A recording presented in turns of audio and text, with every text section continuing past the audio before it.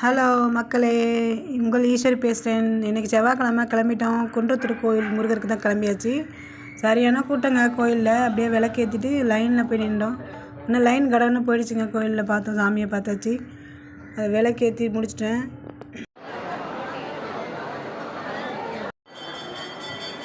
இங்கே பாருங்கள் எவ்வளோ கூட்டம்னு. அது சரியான கூட்டம். அப்படியே லைனில் நின்றுட்டு சாமியை பார்த்துட்டு வெளியே ஒரு ரிலாக்ஸாக உட்காந்துட்டு ஒரு ஃபோட்டோ எடுத்துகிட்டு அப்படியே வெளியே போயிட்டோம். நாங்கள் டூ வீலரில் தானே வந்தோம். அந்த பக்கமாக வந்துவிட்டோம். படிக்கட்டு வழியாக வரலை. அதனால் அப்படியே மறுபடியும் டூ வீலர்லேயே அப்படியே இறங்கிட்டோம். படிக்கட்டு வெளியே போகலை. அந்த சைடு வழியாக வந்துவிட்டோம். கார்லாம் வர வழியில் வந்துவிட்டோம். முருகர் கோயில்னாலே கூட்டமாக தான் இருக்குங்க. செவ்வாய்க்கிழமைனா சிறுவாபுரியிலையும் கூட்டம், இங்கேயும் கூட்டமாக இருக்குது. இங்கேயோட சிறுவாபுரியில் தாங்க சரியான கூட்டமாக இருக்கும். இங்கேயே பரவாயில்லன்னு தோணுது எங்களுக்கு.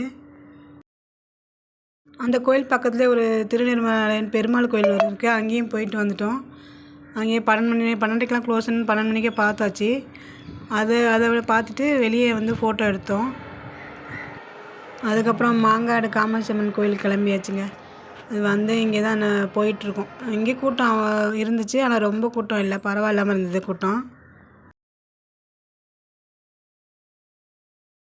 எங்களுக்கு கோயிலுக்கு எங்கே போனாலும் எங்களுக்கு அன்னதானம் கிடச்சிருதுங்க. நேராக அன்னதானம் சாமியை பார்த்துட்டு அன்னதானம் பண்ணிவிட்டு அப்படியே வெளியே நின்று அப்படியே ஒரு வீடியோ எடுத்தாச்சு பாருங்கள். நாங்கள் தான் கடைசியாக சாப்பிட்டோம்.